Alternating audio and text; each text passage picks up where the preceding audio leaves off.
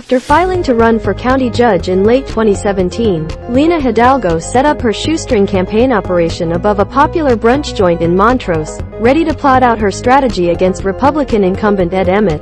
The building owner, apparently unaware an assistant had leased office space to Emmett's challenger, proceeded to kick Hidalgo out. "He sat me down and said, 'Do you realize who you're running against?' Hidalgo, he said he was basically scared of getting on Ed Emmett's bad side. And I saw a lot of that kind of stuff. I had to deal with a lot of nastiness." Texas Voter Guide, the key state and local races that your vote will decide in the November 8 midterm election. The incident offered a preview of the resistance Hidalgo would face upon entering the smash-mouth world of Harris County politics, even from fellow Democrats who dismissed her campaign as a quixotic long shot against a popular moderate. Her surprise 2018 victory then was met with widespread doubt that a 27-year-old graduate student with no formal management experience could handle the high-stakes chief executive role of the third most populous county in the country. The political culture wasn't welcoming to a newcomer like her off the bat. It was like, "Who are you, and what do you think you're doing?" said Glenn Smith, a veteran Democratic strategist who has served as an informal mentor to Hidalgo since her first campaign. She didn't let any of that deter her. Mark Mulligan, staff photographer. 4 years later, Hidalgo's conservative critics are less concerned about her inexperience than the progressive agenda she and her two Democratic colleagues are enacting on Harris County Commissioner's Court. The approach has delighted liberals who share Hidalgo's vision of a county involved in early childhood development, immigration, environmental control and other areas outside its traditional purview. Progressive policy advocates say her efforts to test the limits of county government have made Harris County more responsive to vulnerable communities,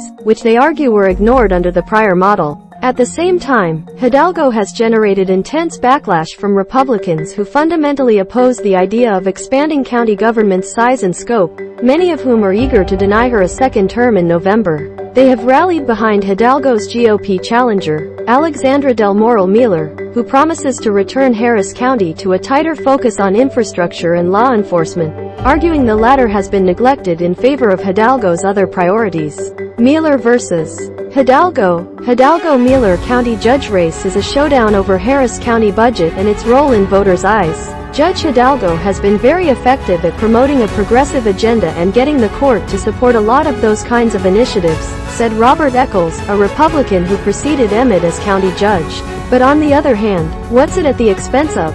The three-Democrat majority on Harris County Commissioner's Court, formed by Hidalgo and Commissioners Rodney Ellis and Adrian Garcia, has massively expanded the county's pollution control budget, established a taxpayer-funded legal services program for poor immigrants facing deportation, and poured millions of the county's federal pandemic aid into early childhood education, rent relief and a record investment of taxpayer dollars aimed at making it easier to vote. The outbreak of progressive policy making in a county where 1 in 6 Texans live has made Hidalgo a natural target of the state's most prominent Republicans, including Gov. Greg Abbott, with whom she frequently clashed over how to manage the COVID-19 pandemic. Hidalgo's stature quickly has risen amid the outpouring of GOP criticism, which began months into her term when a Chambers County commissioner told her to speak English after she delivered updates on a chemical fire in both English and Spanish. Yi Chin Lee, staff photographer. Hidalgo's supporters say her emergence as a Pelosi-like boogeyman among Republicans frequently is tinged with racism and sexism, borne out in replies to her social media posts that often focus on her ethnicity, gender and youth. As Texas flirts with battleground status, Hidalgo's ascent has raised the prospect of a future run for statewide office, with some Democrats arguing her background, a Colombian immigrant who has gone toe-to-toe with state Republican leaders, would appeal to Texas' changing electorate.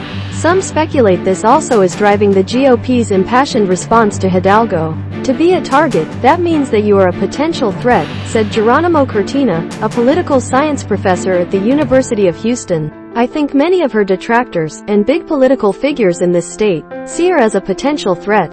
Video. Lina Hidalgo and Alexandra Mueller debate Harris County budget, crime and policy. Even some of Hidalgo's supporters worry her reputation took a hit earlier this year when 3 of her current and former aides were indicted on felony charges stemming from an investigation into a since-rescinded vaccine outreach contract.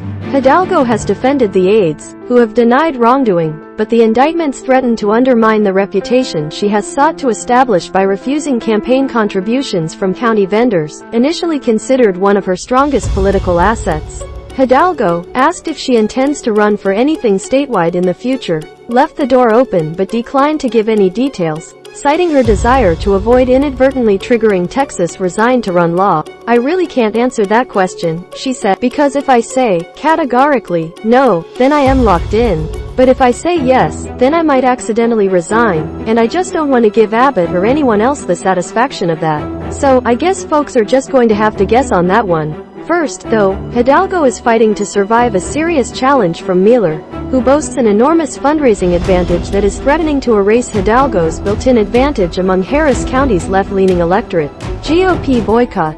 Budget impasse continues as GOP Harris County commissioners skip tax rate meeting a fourth time. Hidalgo's supporters also fear she could be swept up in a wave of backlash against President Joe Biden in the same way Hidalgo benefited from opposition to then-President Donald Trump in 2018. The race is expected to be close, with no clear signs of how it may play out. For all the attention paid to the Hidalgo-Mueller contest, the county judge holds little formal power, serving as the public face of Harris County, representing the county on various boards and committees, and managing the county's emergency response functions. Prior occupants of the office historically have kept a low profile outside their public-facing role during hurricanes and other disasters, often working behind the scenes to reach the all-important free-vote threshold needed to pass anything on Commissioner's Court. In most cases, Hidalgo has had little trouble finding consensus with Ellis and Garcia on Democratic priority items, which often pass on party-line votes. And she has faced a steady stream of disasters since taking office in January 2019, becoming a regular presence during televised press conference in the early days of the COVID-19 pandemic. Karen Warren, staff photographer. Under the circumstances, Hidalgo has given more relevance to a position that most members of the public know nothing about, Cortina said. While Hidalgo's handling of the pandemic has earned her supporters and critics alike, it is her efforts to expand government that have become the focus of her re-election bid, turning the county judge race into a sort of proxy battle over what role voters want county government to play.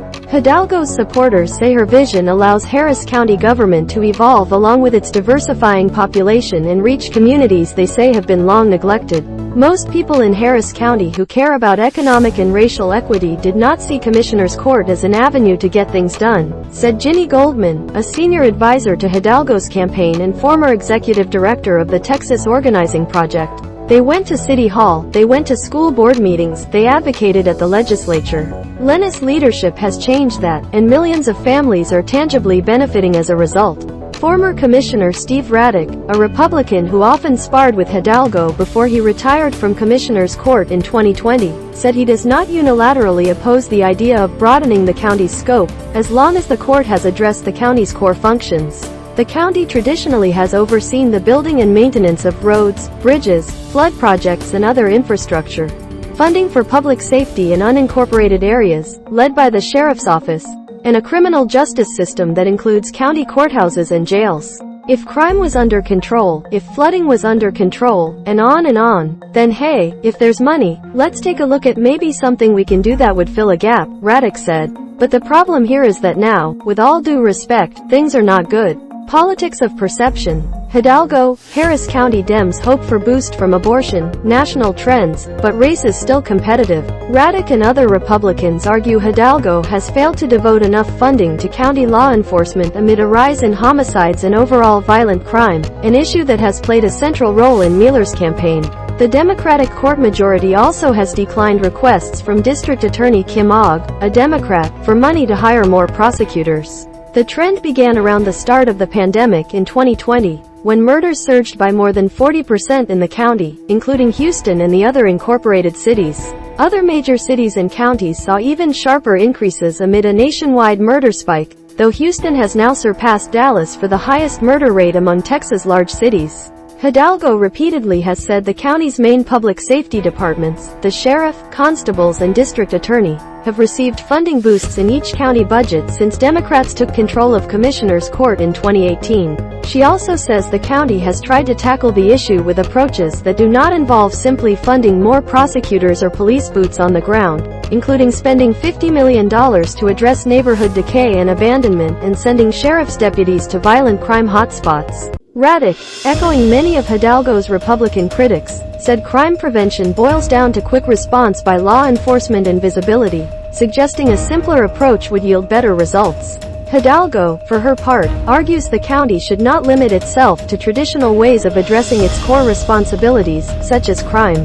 She says voters gave her a mandate to pursue her philosophy of expanding county government, an idea she campaigned on in 2018.